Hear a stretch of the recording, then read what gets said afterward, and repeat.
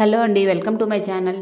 ఇప్పుడు దోశల్లో రైస్కు బదులుగా అందరూ మిల్లెట్స్ వాడుతున్నారు కదా. వాటిల్లో సామెలతో దోశలు ఎలాగో ఇప్పుడు చూద్దాం.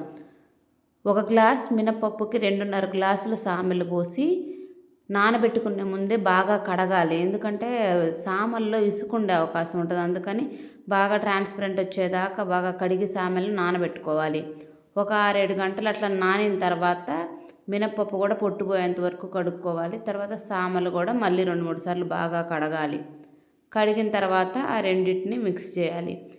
కలిపి ఇప్పుడు మిక్సీ పట్టాలి. మిక్సీ పట్టే ముందు కొంచెం రైస్, 1 స్పూన్ రైస్ సరిపోతుంది. అంటే వండిన అన్నం అనమాట. కొంచెం రెడ్ కలర్గా అట్లా వస్తుంది దోశ. అది వేస్తే తగినన్ని వాటర్ పోసేసి మిక్సీ పట్టేసి అది నైట్ అంతా నానిన తర్వాత పులిసిద్దిలోపు మరుసటి రోజు అందులో ఒక పల్లీల చట్నీ, పల్లీలు వేయించి వాటిల్లోకి కొన్ని సరిపడా 2-3 పచ్చిమిరపకాయలు, చింతపండు, ఉప్పు వేసి మిక్సీ పట్టాలి. ఆ పట్టిన పేస్ట్ పోపు వేయాలి. అప్పుడు పల్లీల చట్నీ అయిపోయింది. నెక్స్ట్ దోశ ఐరన్ ప్యాన్స్ వాడడం చాలా మంచిదండి. నాన్ స్టిక్ అవాయిడ్ చేయండి. ఇంకా ఐరన్ ప్యాన్ అయినా సీజనింగ్ మంచిగా చేస్తే దోశ బాగానే వస్తుంది. సామలతో దోశ కూడా చూడండి, నార్మల్ దోశలాగే ఉంటుంది. చూడటానికి కూడా టేస్ట్ కూడా అలాగే ఉంది. మేము గమనించా బాగా.